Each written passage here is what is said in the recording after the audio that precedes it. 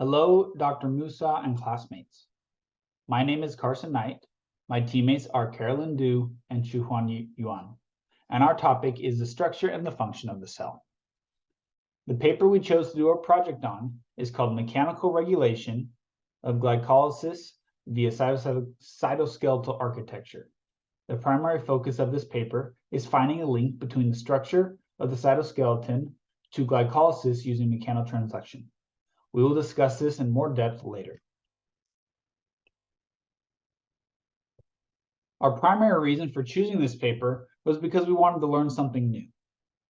Some of our team members had a small amount of previous experience learning about how the cell structure can affect its function, but for the most part, it was an unknown to our group. This unknown fascinated us, and we wanted to learn more. In class, we learned a lot about the function of the cell due to different ions and proteins that can be found within the cell. And we wanted to take this a step further and see how the structural architecture could also play a significant part in the cell's function and learn more about some of the biomechanics in the cells. The first author and the corresponding authors were part of the Lyda Hill Department of Bioinformatics and the Department of Cell Biology at the University of Texas Southwestern Medical Center when this paper was published.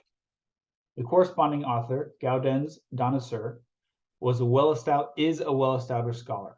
According to the Nature Journal, he has been a part of 28 different publications. He is currently the inaugural chair of the Lyda Hill Department of Bioinformatics and is a fellow of the American Society of Cell Biology and the American Institute for Medical and Biological Engineering. The first author on this paper is Jin-Suk Park.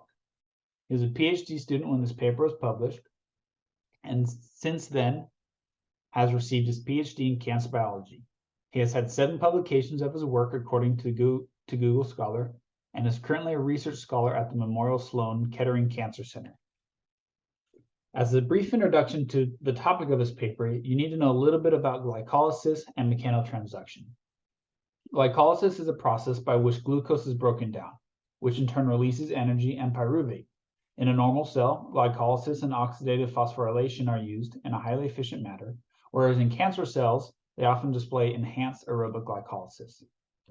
Mechanical transduction is any mechanism that cells use to convert mechanical stimuli into electrochemical activity. One example of this is cells responding to the change in stiffness of the material surrounding the cell. Integrins and coherins found within the cell sense this change in stiffness and in turn will adjust their size, composition, and structure accordingly.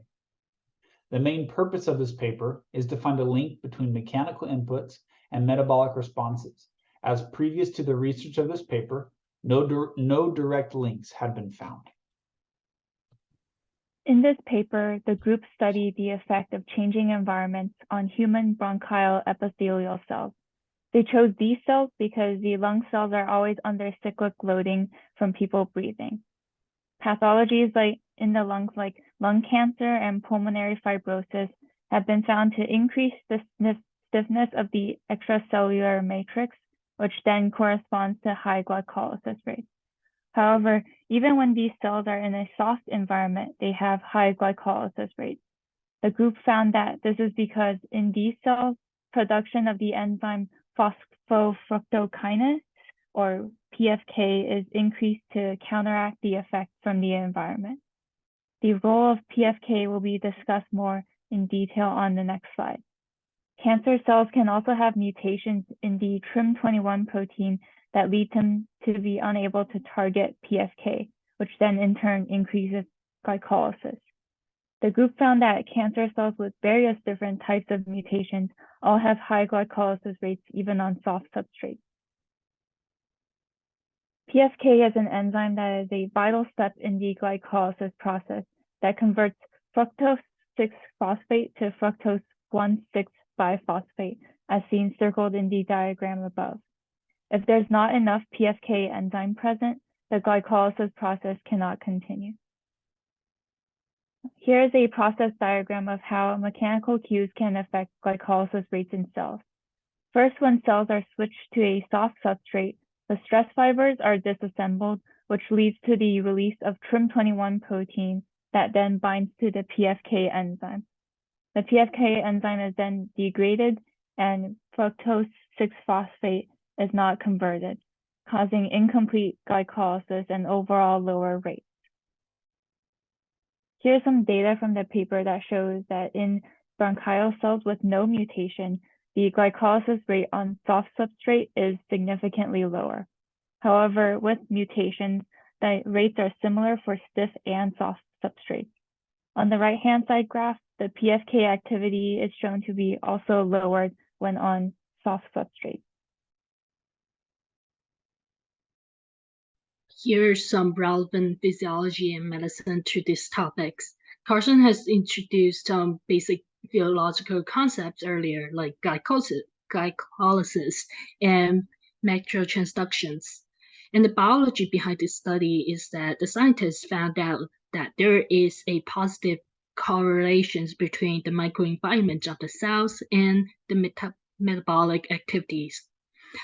In the field of medicine, cancer is definitely a major focus. And this paper, interesting in cancer growth, increased the stiffness of the microenvironments, as well as it increased the glycolysis. The paper explained why cancer cells have high glycolytic rates and how they are resistant to external mechanical cues, such as when tumor change shape and size. This information may be able to help inform cancer treatment in the future. The highlight challenges in the field, which is the goal of this paper, is to find the link between mechanical input from cell environments and their metabolic responses. The mechanical input, including cell adhesions and cytoskeletal organizations, and the metabolic response includes glycolysis. And here's some outcomes from the study, as well as like the method that they use. So glycolysis is coupled to cell mechanics, is proved by mechanical characterization of collagen hydrogels and the metabolic of HBEC76 cells. And F-actin bonding enhanced glycolysis is proved by using isotope labeling experiments. Regulations of PFK degradation by TRIM21 is proved by this PFK activity analysis. And the actin bundles inhibited TRIM21 function is supported by the results of analysis of cancer mutations in E3 as well as protein mass spectrums. So there's also a few other experiments that were performed throughout each section to support the claims, such as fluorescent microscopic imaging analysis and immunoblotting, immunoprecipitation, and cell availability tests. For future work that can stem from this paper, it may be worth investigating different substrates that have material properties that are between the glass and collagen used in the paper.